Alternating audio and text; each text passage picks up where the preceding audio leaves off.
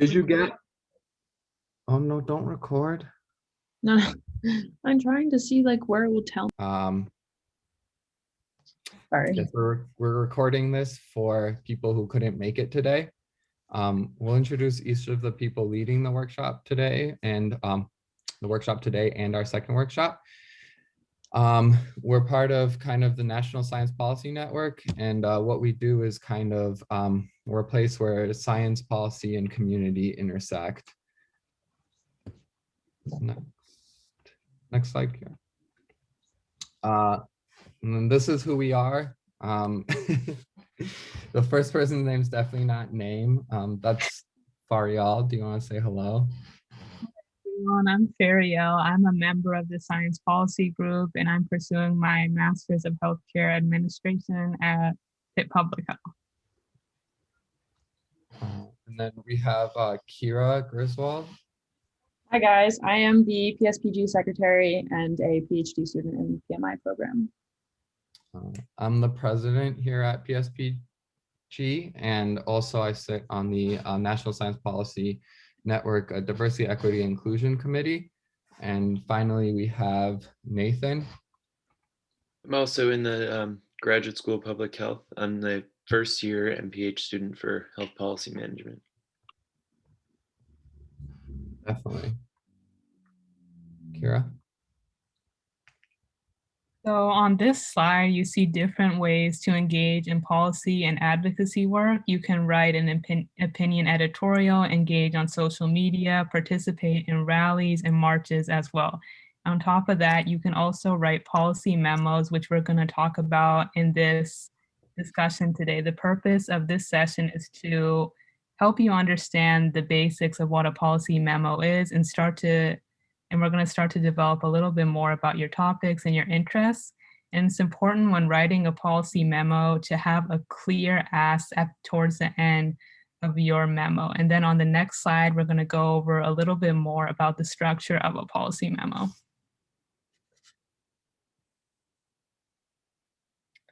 So the ultimate goal of a policy brief is to convince your target audience of the urgency of the current problem and need on the chosen issue you are talking about. It should include an executive summary, importance of the problem, critique of current policy options, and your proposed policy recommendations. In your executive summary, you should include a description of the problem, statement of the given approach currently being taken, and your recommended course of action. To give more context on the problem you have chosen, you should be very, very clear and concise in your description of the problem, show the root causes of the problem, and display your passion for the problem as well through your writing. When critiquing the current policy options currently in place, you would want to argue why the current approach is failing and remain credibility that you understand the opposing viewpoint as well. You can incorporate statistics to show your credibility of why the current approach is failing.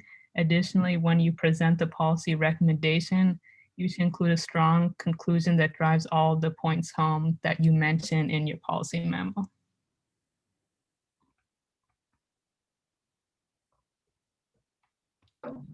Yeah, so I'm going to take a step back for 1 second and talk about this third annual memo writing competition because it'll help us along with the remainder of the workshop.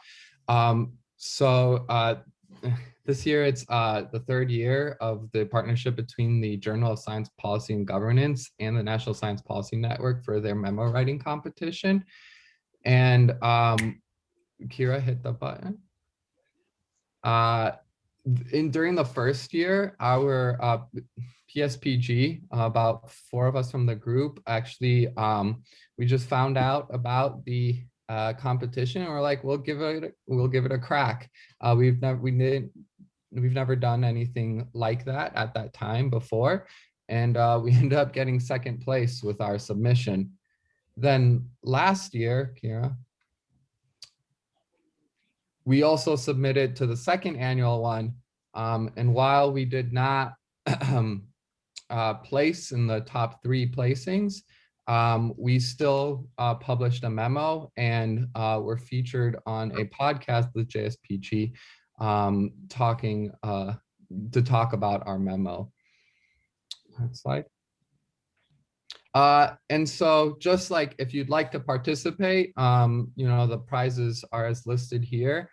When we won, we used that money to actually attend the National Science Policy Network annual, annual symposium. And there I got to learn a lot more about policy making, science policy, and network.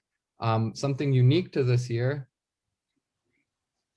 Kira, is that they are taking a step further, because policy memos aren't just something that like you publish on or submit to a competition. They're actually used in the real world to lobby legislators and other politicians into some sort of action around a problem in our society. So this year they're introducing this section where if you get published, you have the opportunity to access funds to actually bring your memo forth to legislators and try and use it to have a real world impact. Kira, once. Because memos are used as a currency in public policy. And that's because our legislators have a lot of things that they have to think about, and they have teams of people helping them. But a policy memo or a policy brief is often used as a way to break down an issue, present the options, and make a recommendation for people in our legislature to take action. Next slide. As opposed to previous years, this competition didn't have any particular theme. You could submit anything. But this year, if you're interested in the competition, the theme is uplifting underrepresented voices. And to quote kind of from the page, to raise awareness of intersectional science policy issues that directly affect marginalized scientists and communities. Now, I'm on the DI committee, so I think about this stuff all the time, but I know that other people do not. But whether it's something new or something you're familiar with, really these communities and disadvantaged communities, communities of color, minoritized communities, they face a lot of the similar challenges that we face, but also have a number of unique challenges that the broader population doesn't face. Oftentimes the difference being that these voices don't have a seat at the table to enact change. That oftentimes things they're ignored because they're not in positions of power. They don't trust the system, so they don't take part in the system. And so the theme here is to kind of raise awareness of issues affecting these marginalized communities and enact change that benefit not only them, but our society kind of broader. Excellent. There's two ways in which you can identify your memo topic. You can find an issue and identify a policy solution, or find a problematic policy and identify a fix. Broad topics which you can identify topics in are healthcare, climate change, technology, international policy, and election security. And then some issues that are related to underrepresented minorities include increasing the access of language interpreters in healthcare settings, environmental justice, algorithmic bias, Native communities being represented during infrastructure development talks, discriminatory housing policy, and election security versus disenfranchisement. Other possible topics include state of educational infrastructure, criminal justice issues, physicians in rural areas, access to high-speed internet, and addressing mental health in minority communities. So the idea here is that we have these 5 broad topics that you guys have kind of chosen as preference, and then we'd like to, and here we're providing examples of like how might you kind of address issues going on in marginalized communities based on these broad topics. So so for example, climate change and environmental justice. But Kira, next slide. And so we're gonna break out in one second, and I'd just like to get everyone on this resources kind of PDF that we provided in the Google Doc just to help along during. But so we provided kind of some publications. One of the things is that legislators often are reactionary. They often don't kind of go looking for problems, preemptively address issues. Oftentimes they act as a reaction. They watch CNN, they watch Fox, and they see what people are talking about and what are, you know, riling people up, and then they tackle those issues. So a lot of the times it's important to either pick a topic that is on people's minds or have a way to relate an issue that we're passionate about or we'd like to address to things that are going on in society now. And so oftentimes we do this by kind of looking at, you know, what is going on locally, what's going on the state level or nationally. Further, you want to be able to identify the inclinations of the news organization or the publisher. And so we've provided a link at the bottom that if you find a media source, you can, if you can't pick up on it as well reading, you can kind of check online. And it's important, as opposed to science, you do want to look at opposing arguments, sometimes even extreme opinions, because it really goes a long way into providing perspective and insight into the different kind of opinions that people have towards a particular issue. Next slide. So now we're gonna break out based on your guys' choices for about 7 minutes. And here I'd go ahead, talk about what might be a topic within these broad topics that you might wanna address with a policy, or there's a policy with an issue. There's an issue with a policy that you might wanna address. And you can kind of use the resources we provided, or you can have your own, or maybe there's something on your mind. Okay, so I'm gonna set the breakout rooms to 10 minutes, but we'll probably recall people at about 7 minutes. So just keep that in mind. Okay.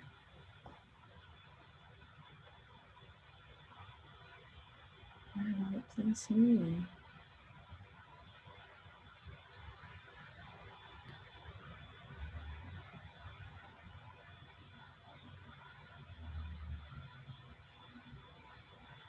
Why can't I get onto one?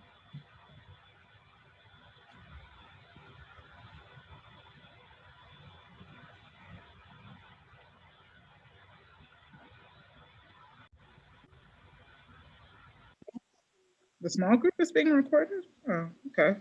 Hi. Hi. Hi, Kira. How are you? We're good. How are you? Good. So I don't know, this is kind of a space where we can just have a conversation and talk about like some ideas that you guys are interested in. And if you guys are interested in collaborating on the writing because you're thematically interested, like that would be appropriate as well. And so this is just a time to talk about things. And so we can chat if you guys have specific interests that are, you know, at the forefront. Yeah, so I was thinking about doing something related to maternal outcomes and the racial disparities there. It's kind of, I'm a postdoc in the School of Nursing, and my research focuses on preeclampsia and other hypertensive disorders of pregnancy, but just from more of a health disparities perspective. So I was hoping to somehow tie that into, you know, as researchers, it takes us so long to, we're not here for instant gratification, but I feel like the memo is something that's appealing to me because it's a way to kind of speed things up or like see some kind of immediate result in and just like trying to, I don't know, to put good stuff out there. Great. I'm sure you have a lot of great resources that you're aware of and like can pull in a lot of interesting research. I think one of the important things is that, you know, we have a lot of focus on data, and I think that politicians typically can't absorb that data like numerically like we do regularly. Right. Sorry, I'm generalizing, we're all scientists, but No, it's definitely true. Yeah. Yeah. Yeah. Or sorry, go ahead. No, please finish. I was about to say, I'm in school of nursing too, so I was going to ask you more questions. Oh yeah, we can chat. Yeah.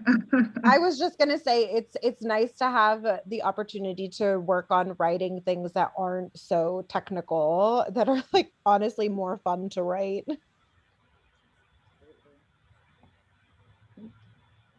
definitely.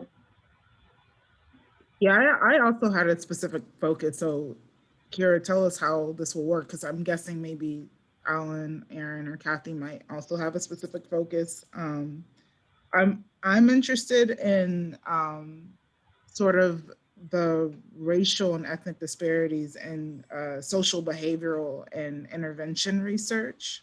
It's very young white male sort of skewed.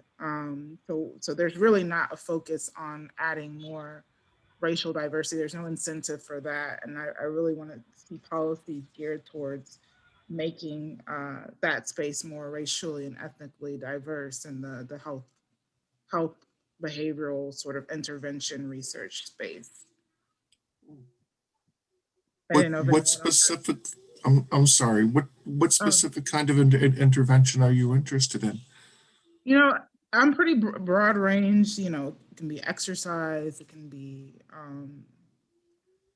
just any of those sort of just behavioral sort of type things. It can be diet, you know, just the gambit. So That makes sense.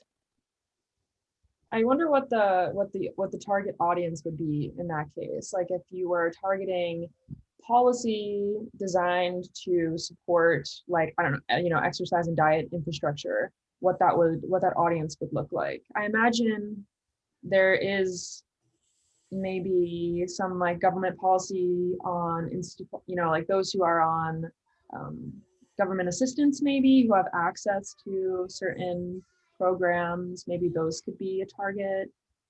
Yeah. I think that's always an important question is, you know, you have a topic that you're interested in, how are you going to reach the audience that will most appropriately be able to address those, you know? Good point. Thank you.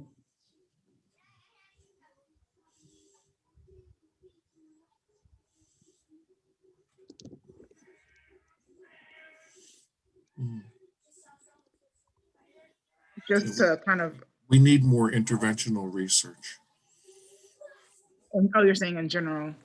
In general, yes. Right. I agree. Yes, and when it's skewed, you know, if it's weird, WEIRD, then you know, it's not as valuable for policy.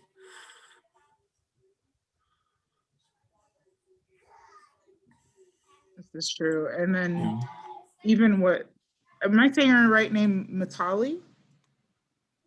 Yeah, that's right. Like your interest in you said preeclampsia, like like you're saying African American women are more likely to have that condition. Yeah. So what African American women are, I think it's like 60%, up to 60% more likely to develop preeclampsia during pregnancy. And they're also, for folks who don't know, if you develop a hypertensive disorder of pregnancy during pregnancy, that doesn't typically just stop at pregnancy. It's the kind of thing that can follow you post-pregnancy, where people who develop these complications are more likely to develop accelerated heart disease later in life. So I'm thinking just, I know we have a little bit of time, but I definitely want to speak with you and maybe even, I don't Yeah, know, maybe we can collaborate. work together. Yeah, Yeah, that's exactly. I'll drop my email in the chat here. Yeah, definitely. Yeah, and then here's my phone number too. You can just text me. If we're both Okay. in the school of nursing, I'm sure we I know, have. we're both. Yeah, and we're both women of color. I'm sure there's a lot we can talk about. Absolutely. Yeah. Okay, thank you. Awesome. All right, guys, I'm gonna pull us back now, but this was a great discussion. Cool. Thanks, everybody.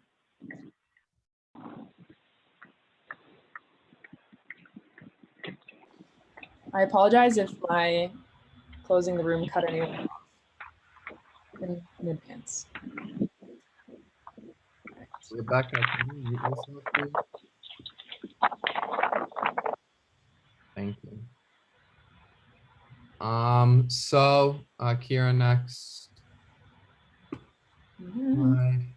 So we're gonna spend a few minutes to kind of just talk about our ideas that we had, talk about issues that we're interested in, because that's essentially the fuel. Because what we're doing here is we have something kind of we're interested in, and the next step will be really digging in to find out, you know, the nitty gritty stuff. You know, just as like in our research, if you're a scientist or an engineer, you know, we have like some sort of protein or some sort of device, and we were like, okay, that's the device, I'm interested in this. Now I need to find out everything about it in order to figure out how it works, what it does, what we know about it, what we don't know about it, what, you know, group A says about it, what group B says about it, so that we can find out what we want to say about it or what we want to do research about it. And so and through that you also identify you know,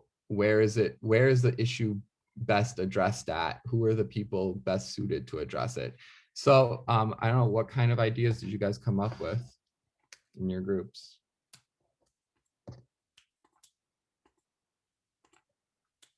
Any volunteers? I'll start calling on people.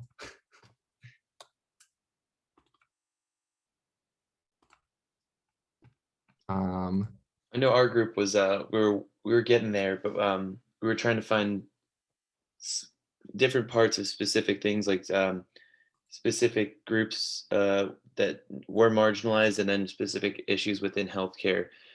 We didn't really get to build a cohesive sort of topic yet. Definitely. I know Julie had a pretty good idea in my group. Yeah, I had a couple thoughts actually, only one of which I talked about, but one of the things that I've been thinking about is like facial recognition technology and surveillance technologies more generally. And so kind of, you know, how those are used and put out and marketed and stuff. Yeah, the other idea I have is more related to, I am sort of like in neural engineering and neuroscience. And so questions about like neural evidence as part of like legal proceedings and things like that is also something that I find really interesting. So those are a couple things that I've been thinking about. Yeah, I also think that's a great idea. One actually issue is like forensic science, and that there's a lot of issue with the forensic sciences because some of it is pseudoscience. A lot of kind of the subtleties are dismissed, and it's been used to lock up people on, you know, theoretically unfairly, or getting the wrong people using flawed forensic data. Any other?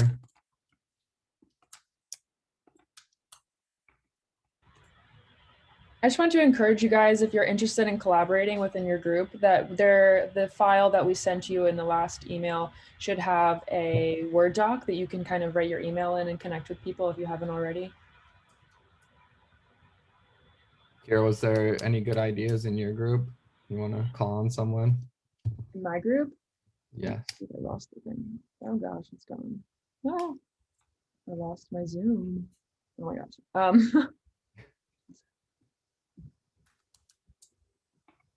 Continue on without me. I don't know where my Zoom is.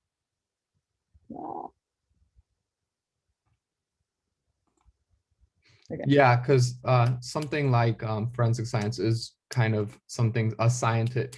I encourage you guys, you don't actually have to be an expert in a particular topic in order to tackle that topic. You know, a lot of times when we're scientists or maybe even engineers, we're a little bit scared to venture outside of our area of expertise.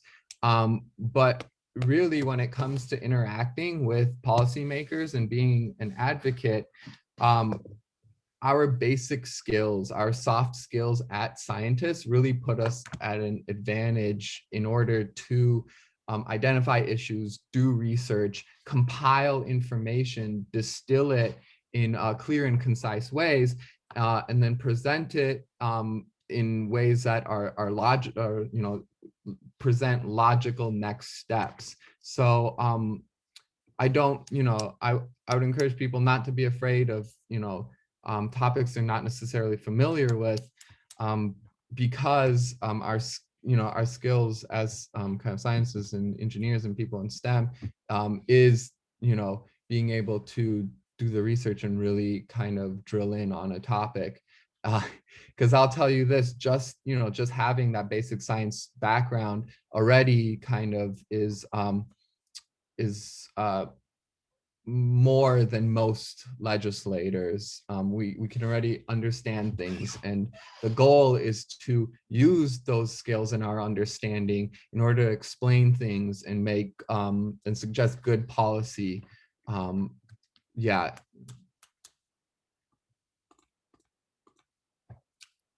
If other people didn't have any other topics that they wanted to share, I'll pause for a moment. Hey, John, Yeah. what would it be like if we could share any information that we've, already drafted or created with the group, just to, gather insights from the policy backgrounds, that you already have? If there's anybody that's already gathered anything, data collection wise, would it be appropriate to share that? Yeah, sure. And yeah, sure. If we don't have enough time, we can talk more later too. But yeah, go ahead. Okay, so I feel like something that I've been privileged, to come across kind of sort of addresses a lot of, what you guys are expressing concern about. And what I really appreciate about it is that it is a universal, approach. So it's not like somebody has to be in one bucket or another bucket, to be able to utilize it. And so, that's a very brief summary, but I would love to, do the presentation of the summary, for all of you guys, and hear more about what your policy background, I guess, your reflection, from your policy perspective, as to the universal applicability of it for these various issues that you guys are bringing up. Yeah, definitely.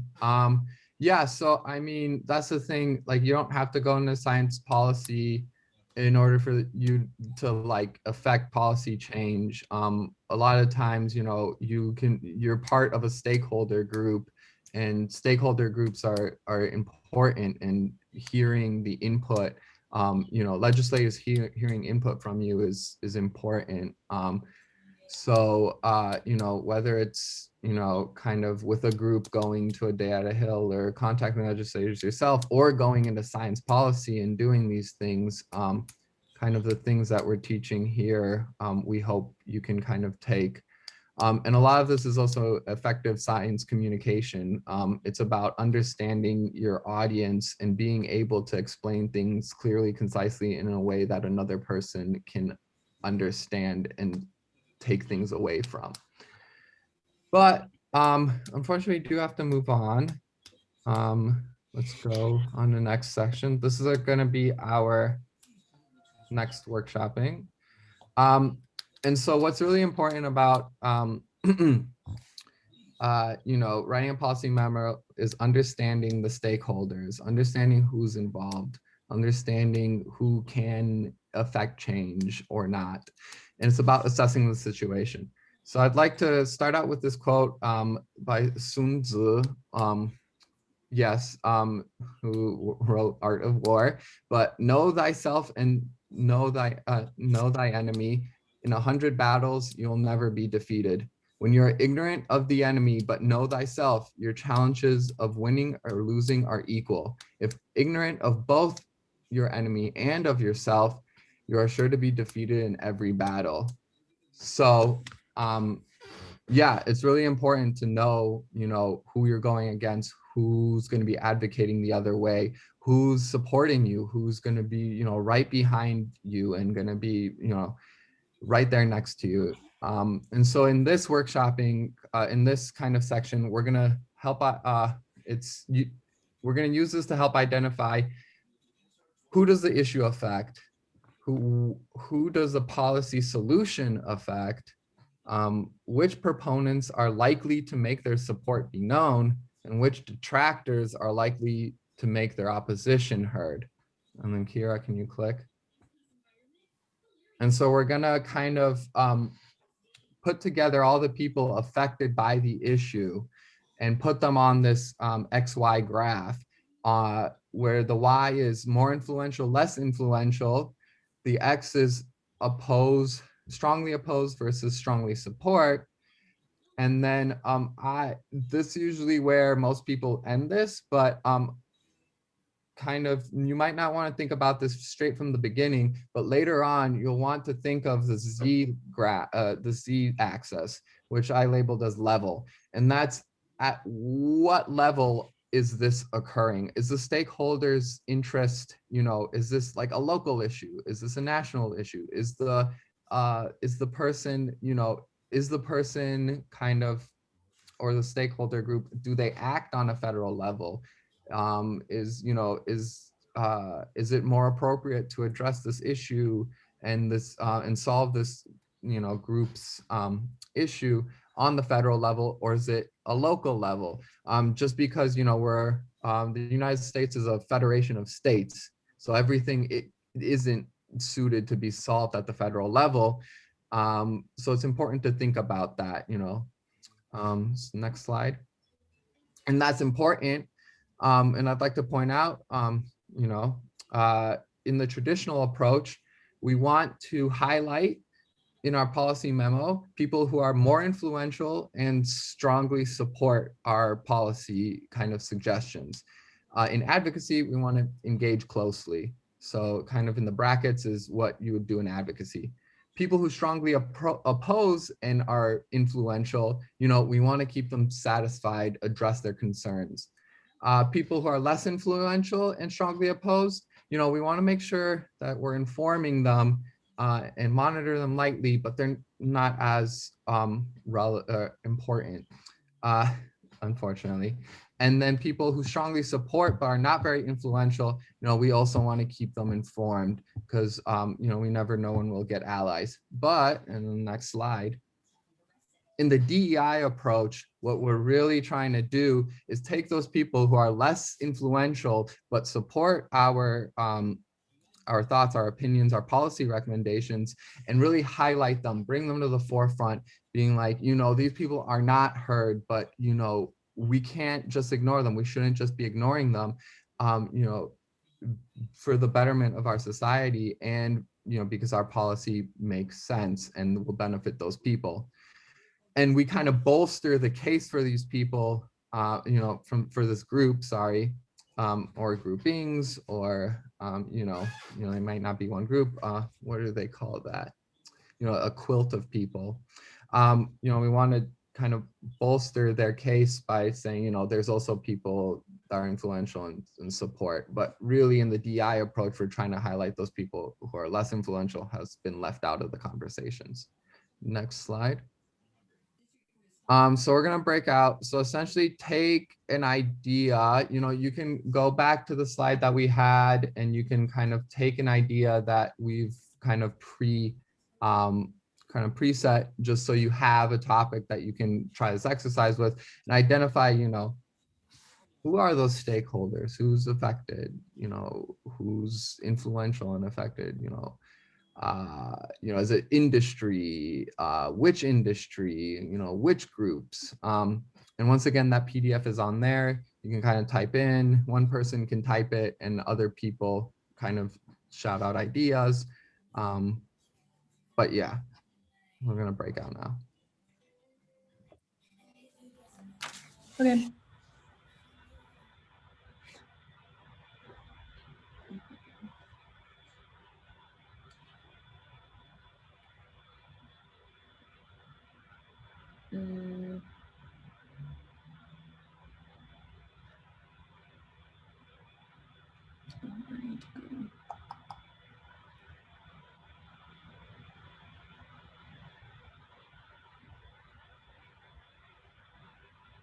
Influence and oh, hello. Hi. Maybe we should just choose like something in the water area though, and then start talking about stakeholders. Sounds good. So I guess that would be some utilities. I think, stakeholders, some stakeholders would be like the utility companies, it'd be the customers, right? The people getting the water. It'd be probably like other people who pull from the same water source. Like if this is at like a community level, utilities are generally not like going to be the same for, let's say like you're talking about like a river or a watershed or something like that. Like it's not going to be the same for everyone who uses the river, right? It's probably going to be in different towns and cities and stuff. Yeah, probably, so you were, oh, what were you gonna say? Well, probably like conservation, like the environmental community, probably would be a stakeholder in terms of like what you can do with the water and how you can change habitats and stuff. Yeah. Oh, I actually have to head to class now. But it was nice to meet you, Carrie and Kira. I'll talk to you later, Carissa. Bye. Bye. So can you guys tell me a little bit about what your original topic was? I'm just curious. I don't think we had maybe a full-on topic. I think generous assessment of what we had. But we were talking about, like I'm very interested in water policy. And I think Carissa and Becca are very interested in like environmental justice and policy surrounding that. And I think there's a lot of overlap there. Right. Yeah, we were kind of talking about how different policies could deal with either like rules for water sanitation or like also technology that could help clean water and things like that. Yeah. Great. That's a really interesting idea. I think that there are actually so many groups that are affected by those kinds of things that you wouldn't think about or, that wouldn't immediately come to mind. I think there's a lot of rural communities that would impact. And I always think that like, personally, I think rural policy is really interesting because it is so different from maybe what people are used to in more like populated areas. And so maybe like access to water, or if that is a commercial or, if that's your job, your income, that would be something that you'd be interested in protecting. But those that are farther away are maybe just more interested in like cleaning up or, I don't know, some other type of policy. Mm-hmm. Yeah, for water, I feel like it's a little bit, or at least in my mind, it's difficult to determine like who exactly would be the stakeholders, because for bodies of water, it's like who owns this water. Like we know that all the rural communities would be affected, but they don't really have like control or ownership maybe of the water. So like if you could help me understand maybe like who would be the stakeholders in water policy, that would be helpful. Yeah, I think the first part would be defining sort of what the problem is. And so if your problem is like conservation, Chesapeake Bay conservation, for instance, or clean water access in Michigan, I think that your target would depend on what the project that you're interested in is.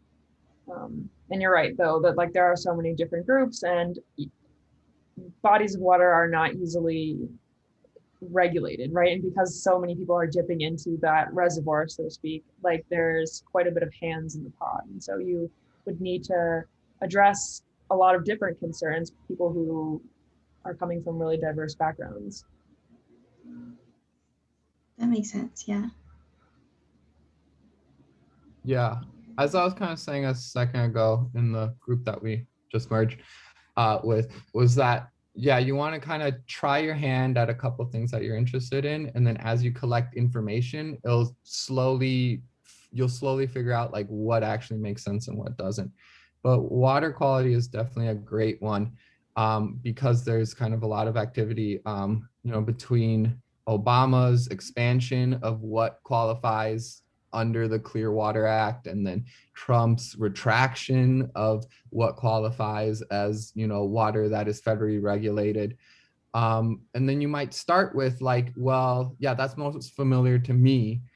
And then once you start drilling into things, you might be like, okay, but the issue can be solved at the state level. It seems like, a lot of the communities, if we're talking about Lake Michigan, I'm from Chicago, we're talking about multiple states and, these states should band together and have some sort of policy.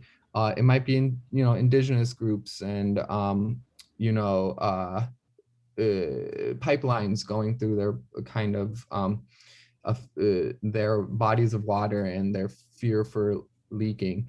But yeah, and so you want to kind of give a breakdown. Who are the stakeholders, the companies who want to build it, the politicians, the native groups themselves, are there subgroups, what kind of allies do they have? Is this just like Navajo, like just throwing out examples, but is this Navajo Nation? Is there some sort of benefit conferred by trying to bring together groups of multiple people? Yeah, and then is this actually something national, or is it you might start with like a certain disenfranchised group and you center your policy memo around that, but you find that there's allies all across the nation and you can really leverage that. Yes, I'm gonna give it about 10 more seconds and then cut people off. I feel so bad like having to like move everyone around a bunch of times. Any last thoughts before we jump out? No, I actually have to leave now, so I'm gonna miss the last. Sure, no problem. Oh, see you. I didn't realize you're still here. But yeah, so I if the slides are going out or anything, be happy to Yeah, take we'll a look send at the it slides later on. out, and then the last slide, if you're interested, we'll put you in connection with people, and we have like an example timeline and what kind of time dedication it would take. Yeah, yeah, that'd definitely be great. Yeah, that would be great. I feel like the competition sounds interesting, but I don't know if I'd be like able to. Yeah, Yeah, definitely so need like a timeline and also like to get connected with people who'd be interested in working on it as well. So yeah. All right, thanks guys. Thanks All right. for coming, Adrian. Thanks so much.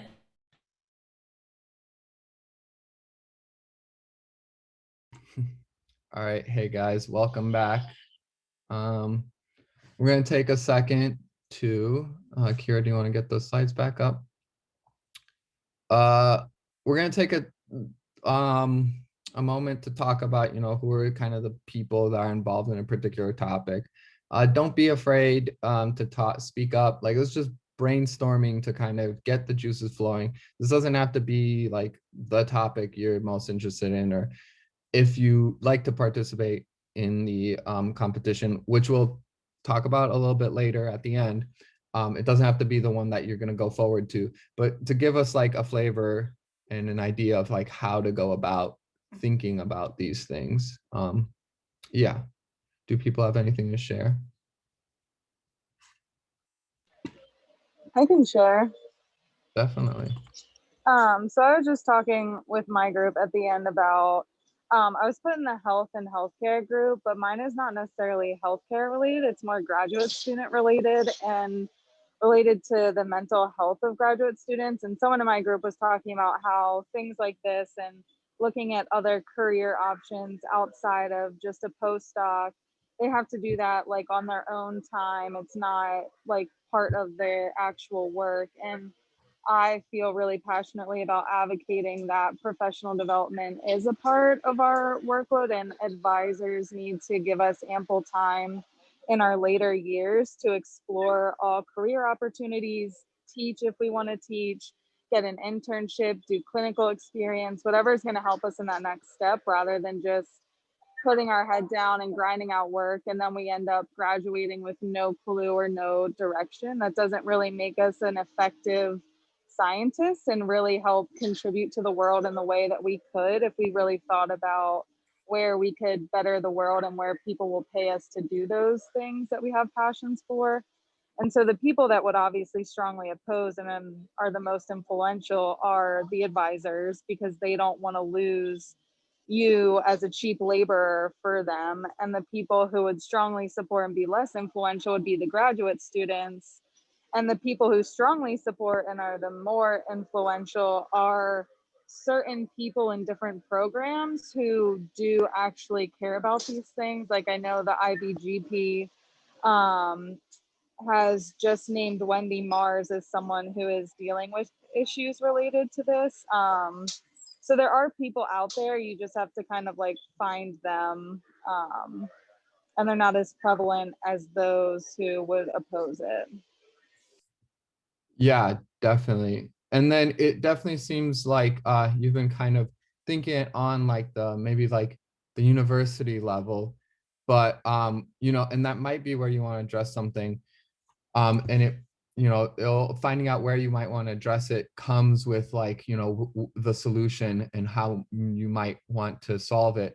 But you might also want to start thinking about, okay, who are the people at the state level who are my allies or enemies, who are on the national level. Like I know there's like, every year I advocate with student advocates for graduate education.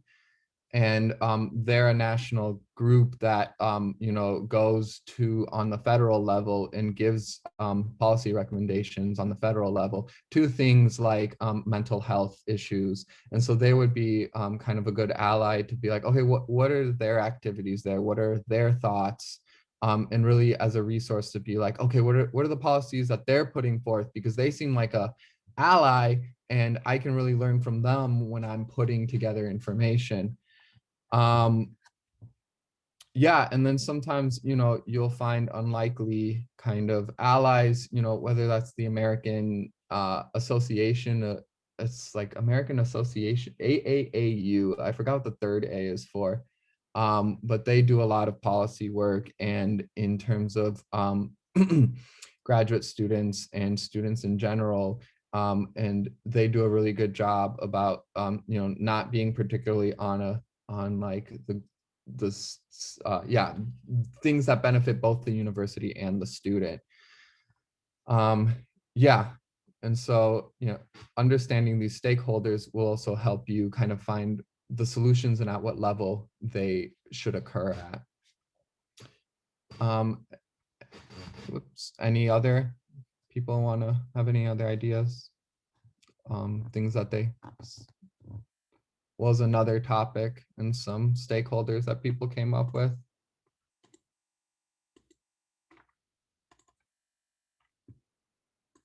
I think.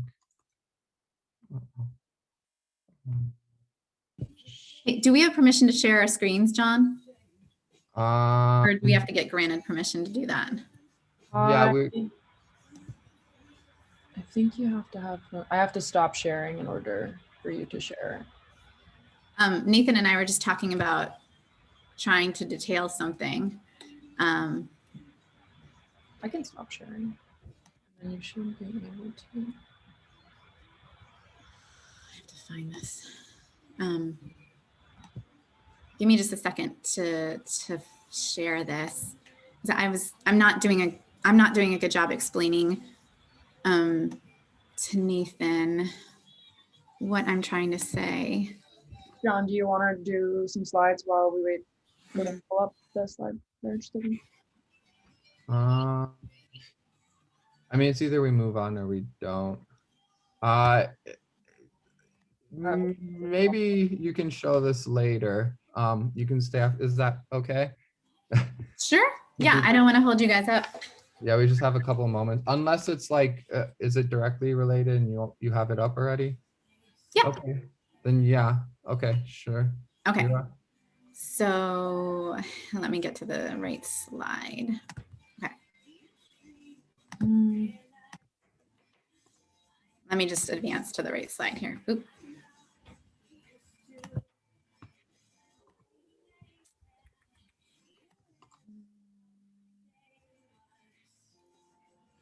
But then, yeah, oftentimes, if you don't have an idea worked out now, a lot of times it's about, what are those different ideas? And then once you start taking a look at them, it'll quickly phase out like, which ones there are activity and like is something worth pursuing, and others kind of fizzle away, as in like, we're not sure how to address this. There's not that much information out there.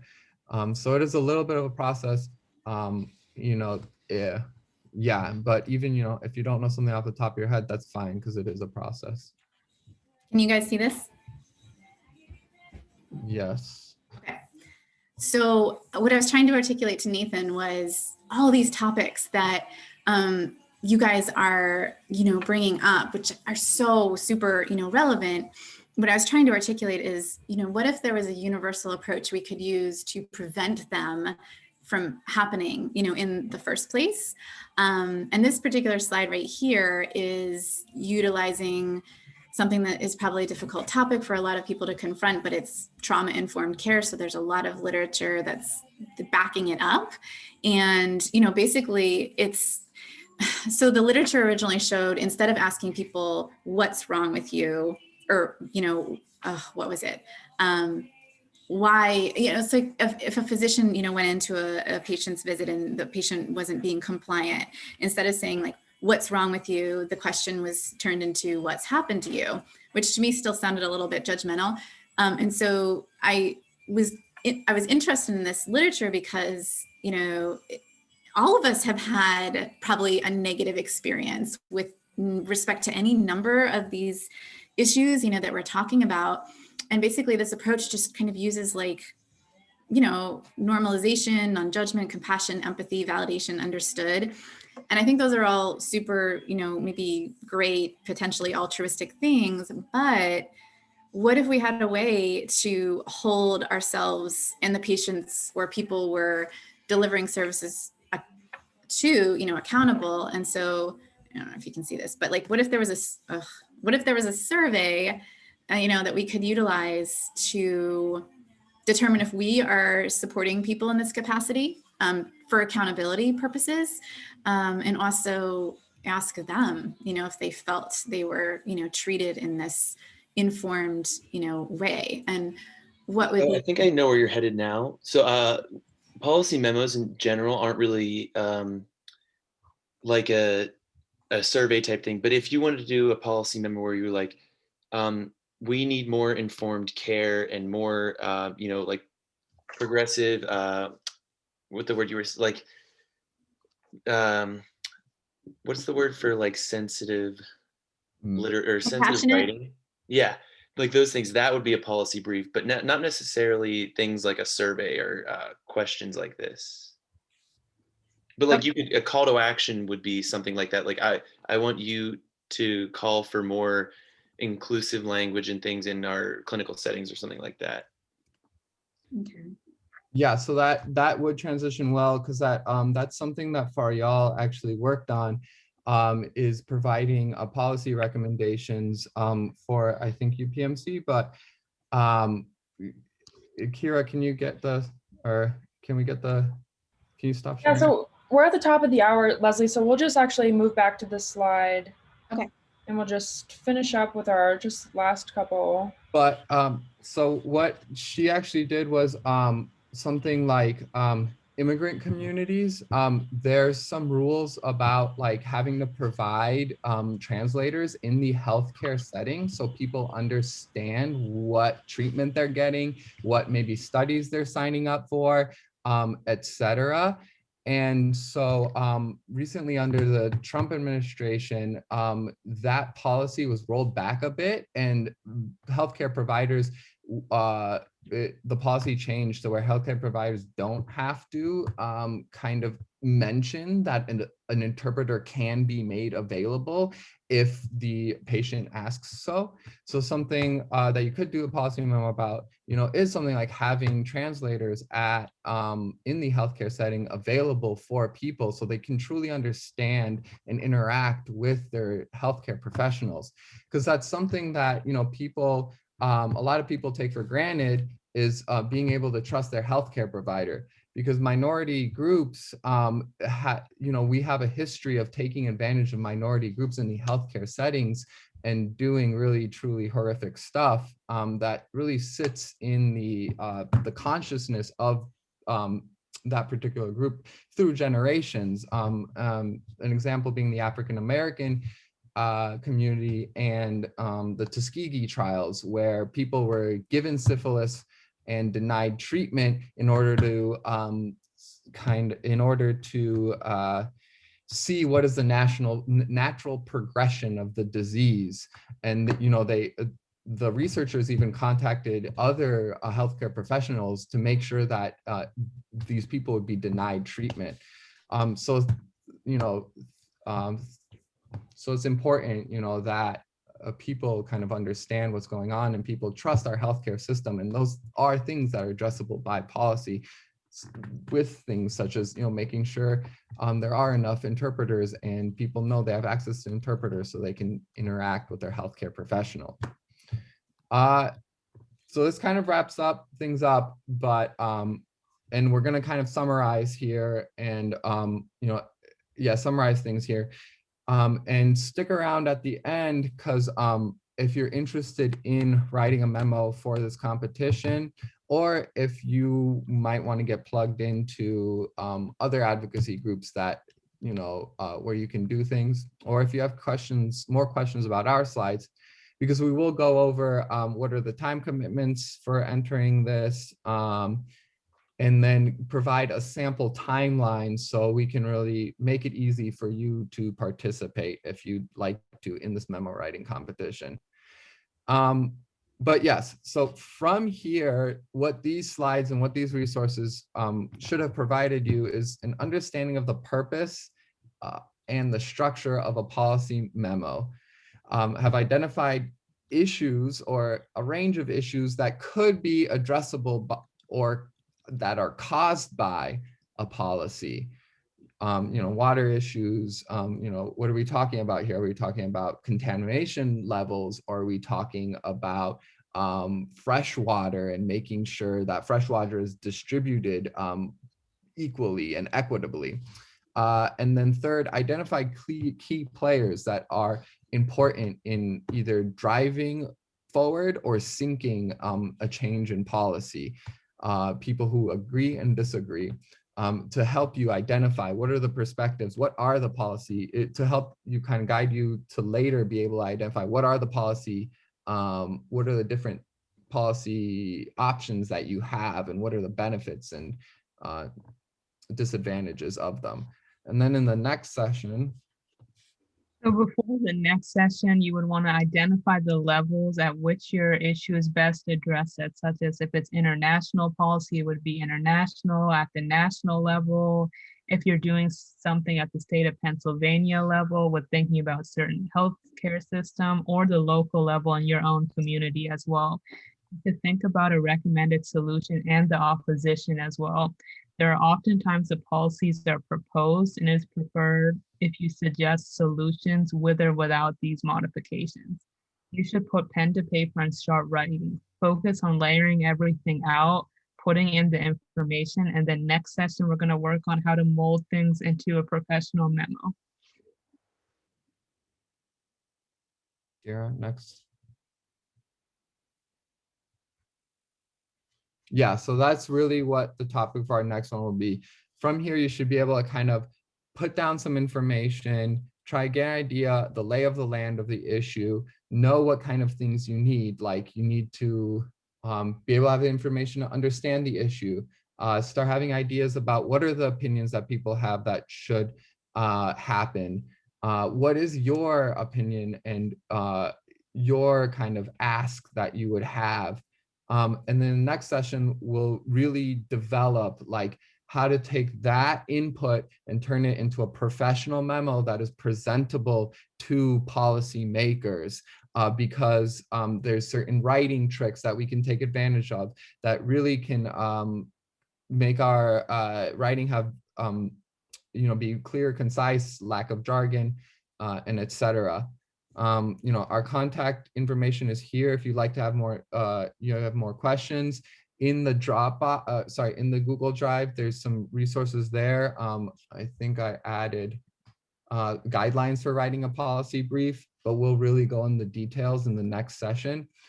And then you guys are free to leave, or if you have questions, you can stay. But we're going to talk about what it takes to kind of submit a memo to the competition and how you might want to do that if you're interested next. So stick around if you'd like to, if you're interested. Wait, are we doing that now? Yes, we're doing that now. So I imagine some people will drop out now, some people will stay. Do you want to? Yeah, I think, do we have next slide or something? Yeah, next slide. Yeah. So this section is really about the competition if you're interested in. Yeah. So once again, we'll be able to find people within our network here at PSPG. And then we're part of the National Science Policy Network, and there's a lot of activity going along there. And so we can help you find people. But yeah, and this really came out of, attending another workshop and people having these questions. But yeah, don't worry about knowing everything. Just decide whether or not you're going to take the plunge.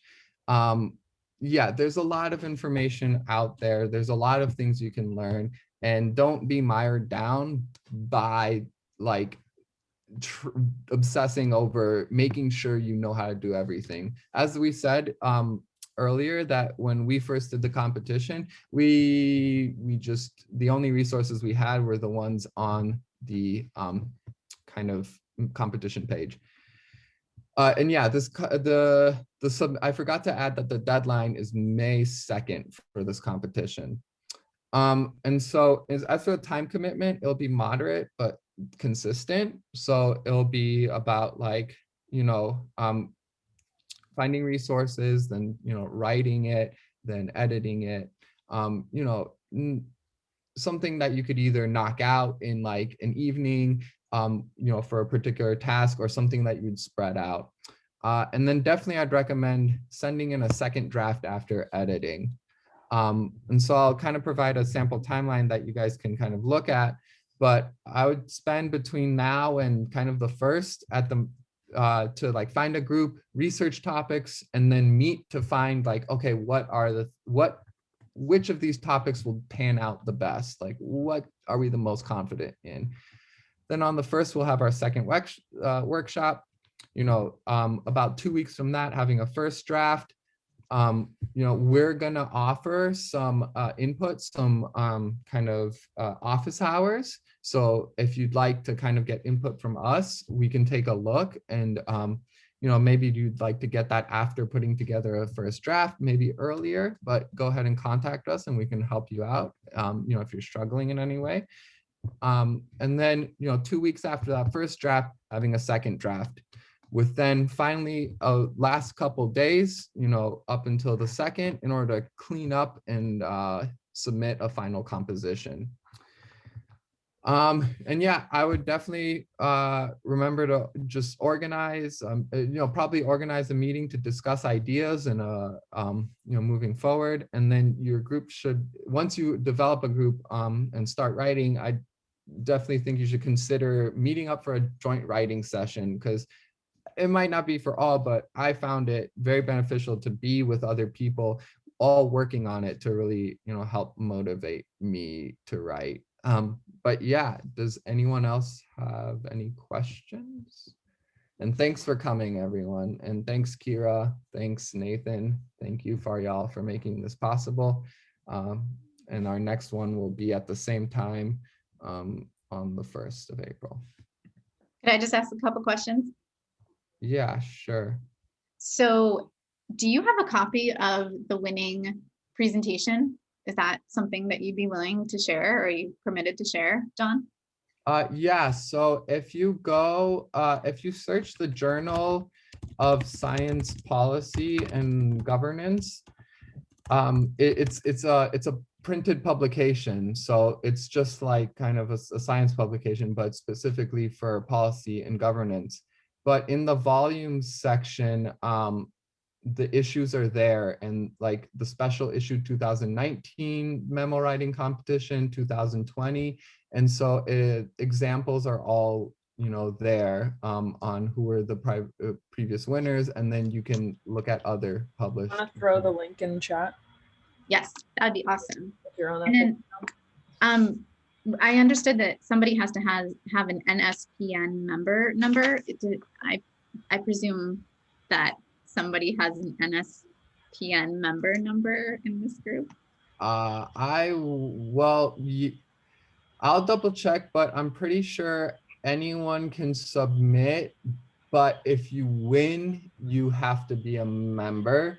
And then I think it's like $10 or something. And then, yeah, but what is it? We're part of NSPN. So if there's any issues, ask us. We also, you know, if you decide to become more involved with the Pitt Science Policy Group and are interested in NSPN, we can get you a membership. But I wouldn't worry about that quite yet, because that is an easy thing to solve.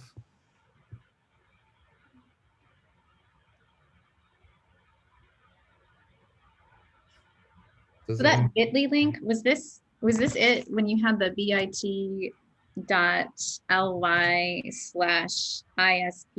2021? What was that link? Where are you looking? It was on one of the slides. I think that's to the competition That right there. site page thing. That was like way at the beginning. So that's. Oh, when we had the picture of this.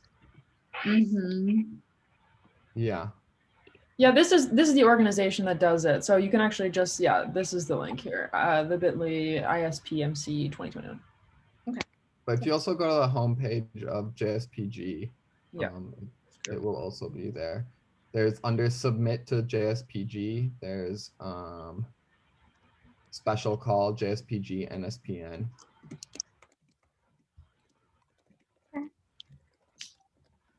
Thank you guys so much for putting this together and sharing all your insights. Thanks for coming. Really exciting to have access to, you know, all these different pieces of information. So thank you. Yeah, definitely. Yeah, definitely. A big part of it is definitely taking our ideas about, you know, what are the change that we want to see and putting it into an ask, and an appropriate ask for who you're asking it from. And we'll really go into detail with that next time. Okay. And just remind me, please, what is the next date and time of the next discussion? That's the 1st of April from 3:45 to 4:45? Okay, just want to make sure. All right.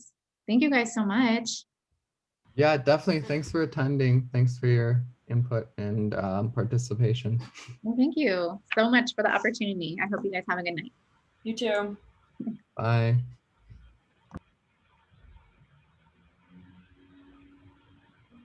I think, oh man, the last person here, I sent her a link and she might still have a question.